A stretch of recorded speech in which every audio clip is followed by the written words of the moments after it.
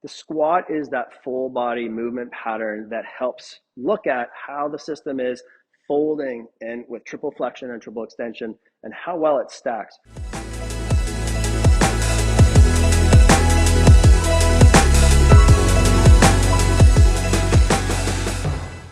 So at this point, if the squat was not great, but you've gone after core, you've gone after T-spine, you've gone after the hips, you've gone after the ankles and the feet, a lot of times the squat cleans up. Now, that could be something a little bit more specific.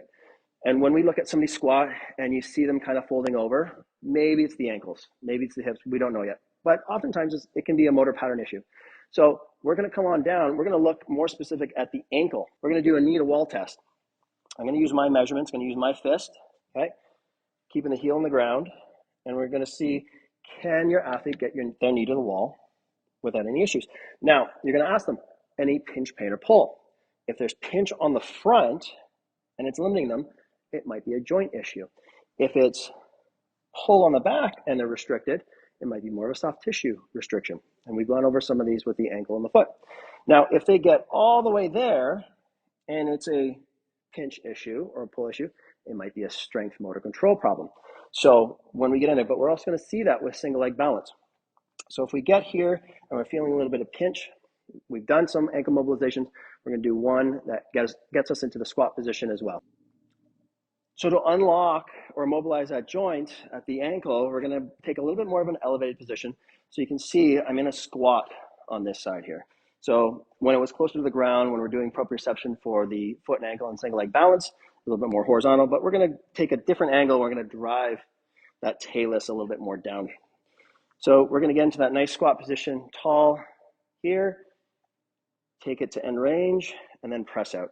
So I can pulse in and out, up and down, forwards and backwards, or I can do some calf raises like so. And if I get a kettlebell, or I get a weight on the leg here, I can do some calf raises to help reinforce and strengthen that new range of motion that we're creating with the banded ankle mobilization. Once the pieces are all working independently, we need to pattern in that squat. So we can use lots of different options with our athletes. We can give them an assisted squat where they hang on to a doorway or a frame. They get into that nice deep squat position. They can release an arm as they come up and down. They can take away the arms, come out. So we can assist into that bottom position. Come on up. We can put a band around the shoulders. Okay, this will help encourage thoracic extension. So I step back a little bit. Thoracic extension stays nice and stacked. And at the bottom here, give me a little assistance, like so.